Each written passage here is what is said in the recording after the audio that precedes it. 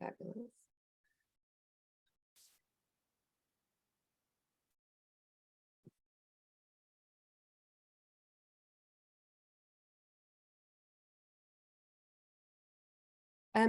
Jeanette, is your ring new? It's gorgeous. Is it a new ring or a new engagement? It's a new engagement, but we're not calling it that because everybody started bothering me about, oh, do you want to go dress shopping? Have you picked a date? Where you going? Like, I'm 58 years old. I did that once in my 20s. Yeah, no, that's really funny. I get that. Well, congratulations to that. Thank you. Why is this giving me issue here? My hair always looks like good when I first do it, and then it gets like flat. Oh well.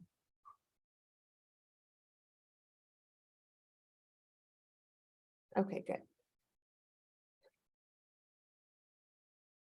I'm going to say a candid conversation.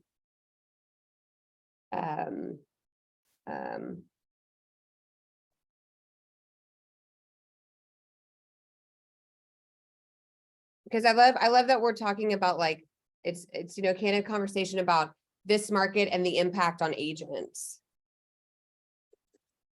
Yeah, I mean it's an impact on agents, but our first responsibility is our clients.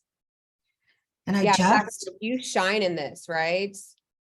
Yeah, I mean, it's a huge responsibility, and it just has to be approached in a very different way.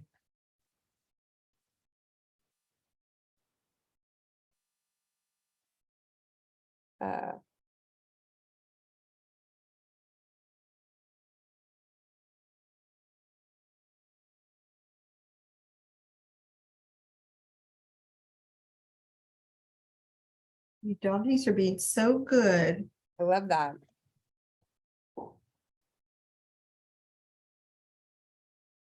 Until they start fighting. I have a fight in the background.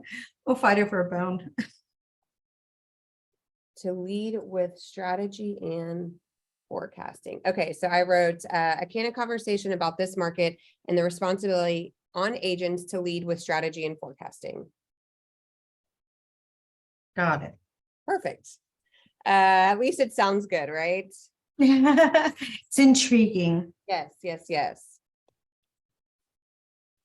Perfect. And then I did the whole formal learn more with Jeanette Spinelli, owner of, and then I copied from your website, the Spinelli Residential Group, KW portfolio. Awesome. Yeah. So we got that right, which I know is important. And it even has place at the end of it. Yeah, just like your, I pulled it from your website. So, okay, perfect. You ready? Yes. Awesome, I am too. All right, share tool. We're gonna go luxury league.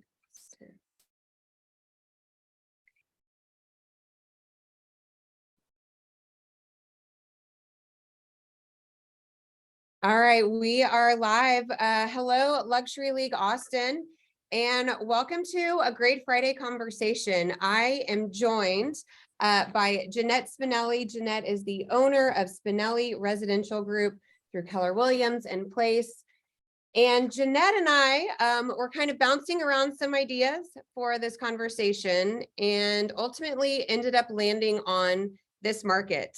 And obviously with this market, we could take that a lot of different ways. We could talk about rates, we could talk about inventory, but we really settled on in this market, the responsibility and role that agents play and how Jeanette is leading with strategy and forecasting to really shine, right? This is an opportunity for agents with information, with experience and knowledge to shine.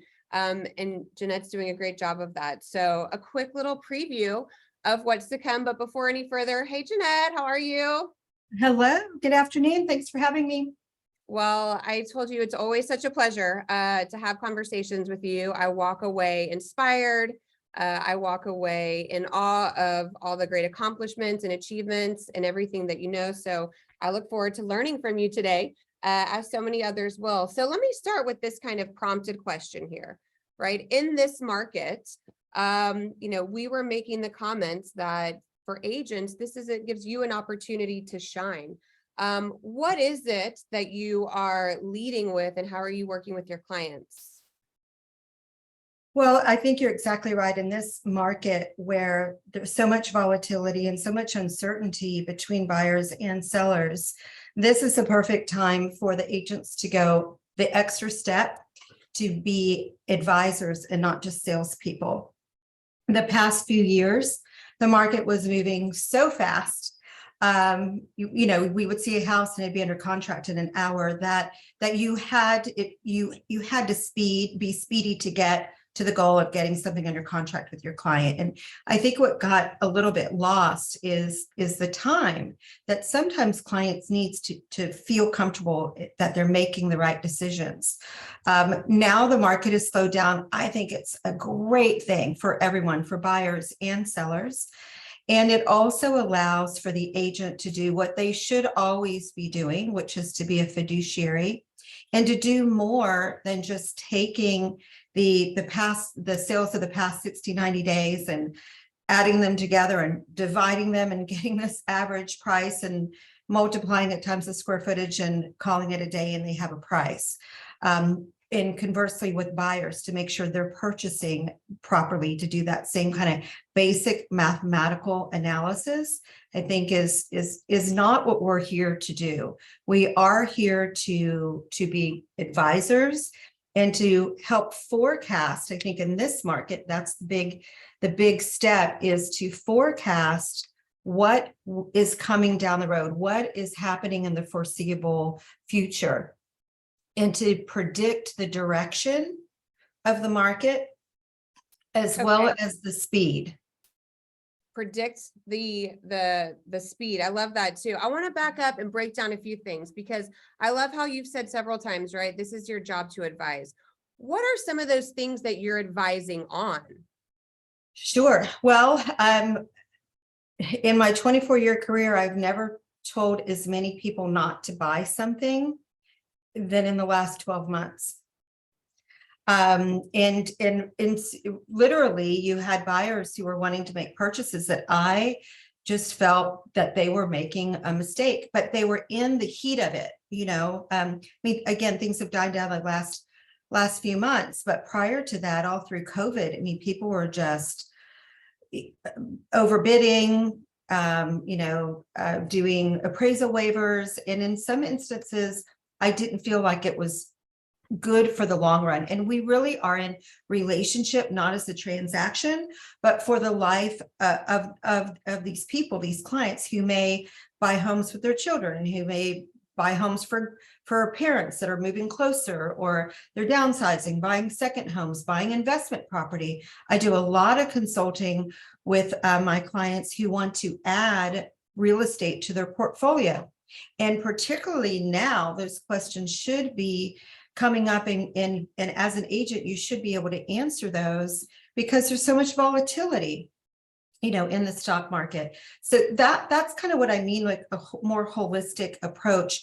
So again, you're asking for examples. Sometimes you got to tell clients no. Sometimes you have to advise them no.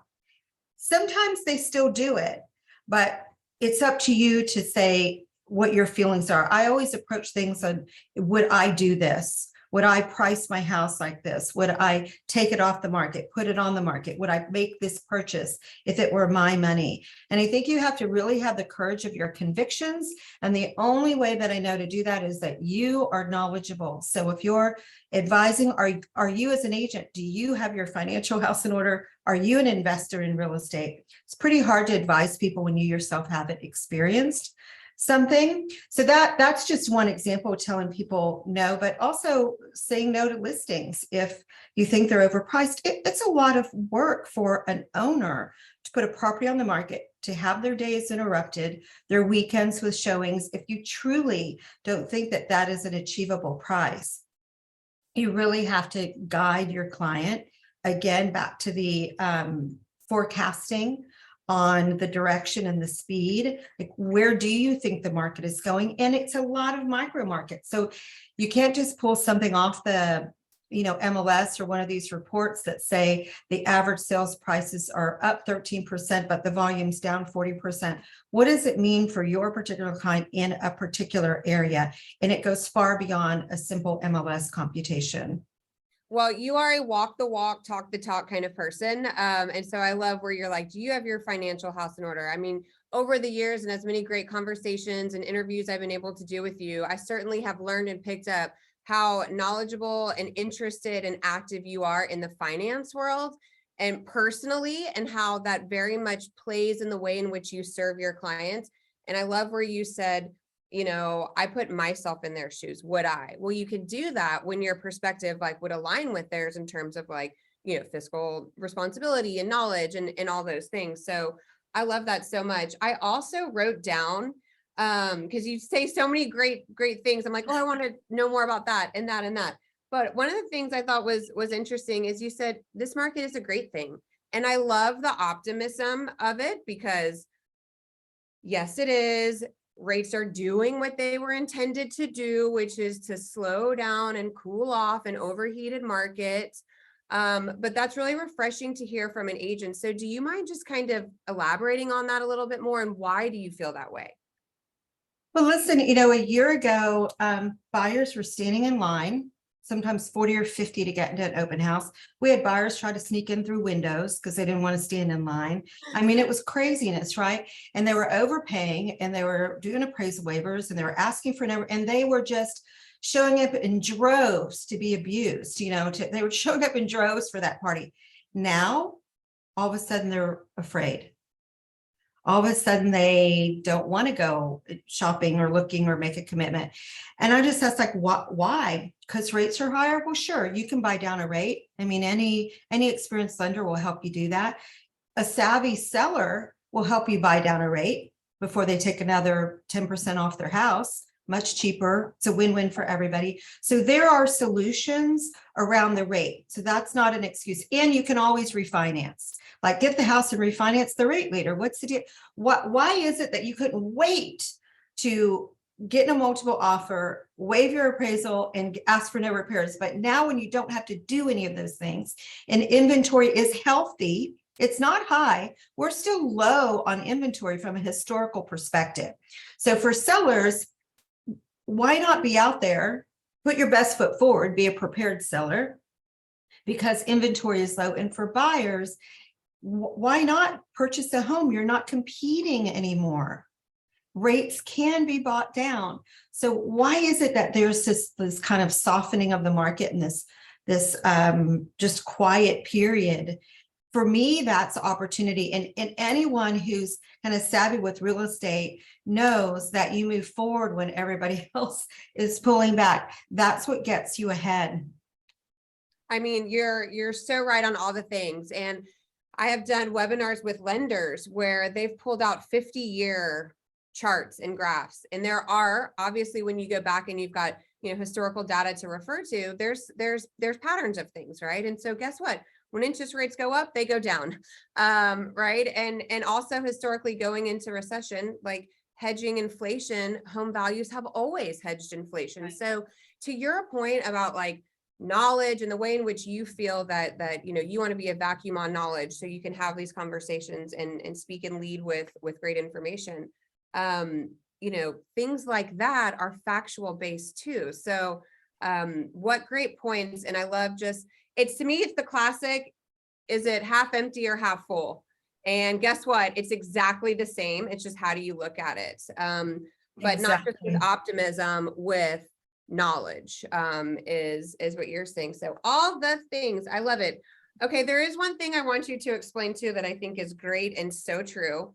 You mentioned earlier that there's seller's grief. There's stages of seller's grief. And this is kind of what you're working through right now with sellers in this market. So do you mind sharing that with our audience too?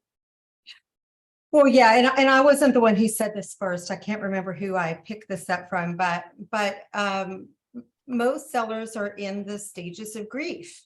They're in denial. Then they move to anger, and bargaining, et cetera, all the stages. But the sooner they can get to acceptance of where the market is the more likely that they're going to hit their goal, whatever it is. And the goal might be adjusted, but that goals are all about course correction. So that's not unusual, but the longer you hang on to what your neighbor got last year, the less likely that you are going to succeed. Because eventually, if you're a seller, someone who needs to sell, eventually you're going to need to come to the market. And so to not be afraid, sellers are always looking backwards and buyers are looking forwards.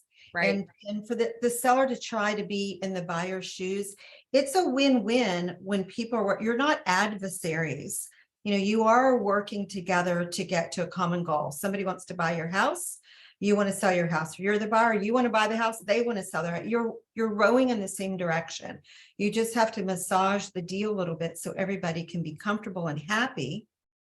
But hitting pause or trying to time a market or being so caught up on the math of the price per foot really digs you a hole. It's not a value question. No one is saying your house isn't good enough or your house isn't worth it. It's not about value. It's about strategy. How can I make the most of this market? And if you don't have to sell, what do I need to be doing now to make the most of the market in 1 or 2 years? And a lot of that is out of your control, right? I mean, if Amber, if you and I could control that, we wouldn't be sitting here Right. talking to each other. So there's so much out of your control right now that I believe in being relentless at what you can control. And you can control your emotions, you can control your fears, you can control your education, you can control who you partner with to get through this market. Because all of this strategy and this planning, it is a learned skill set. You don't learn this in real estate school. You don't learn it on the first deal. There is a strategy that comes with some experience. And I believe in partnering with people that have experience. I mean, I don't want the surgeon to work on me the first time, right? So when we're dealing with things that are important as people's financial futures, it just takes a lot more consideration than the neighbor got this and that's what I want. It really deserves a deep dive. That's so good. That's so good. Well, let me ask though, I would imagine, what do you say? I know you can't time the market, but if a seller were to say, and I'm putting myself in a seller's shoe, well, do you think though that I can get this if I wait another year? I mean, how do you answer that kind of question? Right. Well, I think the first thing I do is ask more questions Yeah. and listen, because everybody's situation is different. And that's what I mean about being the advisor is, and I'm sure most people have sat through a session with a financial planner. They don't just say, how much money do you want to have? There's a big workup and a lot of questions that precede kind of making a plan. And it's the same thing, I think, for real estate. So I would start by asking more questions. Why do they need to sell? Do they need to sell? What are they going to do next? I mean, if they're selling and then buying and they have an interest rate of 3% on the current home they have, and they're going to an interest rate of 7 or possibly even 8, I do think rates are going to go even higher than they are now. Does that make sense? And this is where putting them before you, sometimes you have to say to people, I don't think now is the right time. And it's also very tough to predict. I mean, I've seen wonderful houses on the market. I have some listings right now that are just amazing, and they're slow on showings, or not going under contract, or we list something that's, I mean, an average home, not spectacular or unique, and it flies off the market. It's so unpredictable, even the best of agents. And I do truly believe that every agent is doing their best. So even doing that, it's still tough. So timing 6 months from now, 3 years from now, heck, I don't know. Yeah. I mean, I really don't know. I would go back and say, what is this going to mean to you if you sell? What is this going to mean to you if you don't sell? And walk them down. I always say to people, I have a pretty detailed Excel spreadsheet for my market analysis, where we take into a lot of factors that go far beyond what the MLS shows you when they're kind of what they actually call a quick CMA. So we've got a pretty elaborate spreadsheet, but I'll tell them there's one column I don't have, and that's your motivation. And we need to talk about that because we know that houses can swing 10%, sometimes even more. When we're advising buyers, we know the house could go for full ask or it could go for less. We see that all over the MLS recently. So again, it goes back, whether it's a buyer or a seller, what does it mean to you to make this purchase? Because if there's some time constraint that they're sharing with you, some financial constraint, sometimes people have to sell something to buy something else that they really like and love. And it's a lifestyle decision. Those things are just as important to a client, sometimes more so than an extra 20, 50, even $500,000. I've had clients say to me, that $1 million isn't as important as me having this happen now for my family. So you got to be really good at asking questions, and you got to be even better at listening.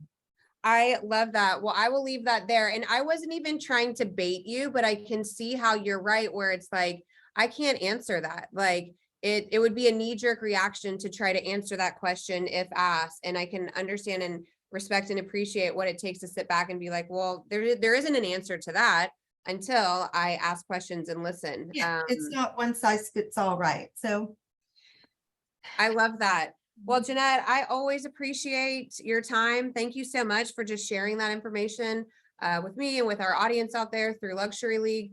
To be able to take 24 years of experience with all different clients on the luxury spectrum. Certainly, you know, it's the culmination of all of that leads and guides these conversations. And so just what a great opportunity to learn from all that experience and take away what you've shared today. well, thank you, Amber. I think you're doing this monthly, and I always watch and I always learn something. So, you know, kudos to you and appreciation to you for creating a format where agents can share and people can learn. I love that. Well, thanks, Jeanette. We'll see you Thanks soon. so much. Have See a you great soon. weekend. Take care. All right. Bye. Bye.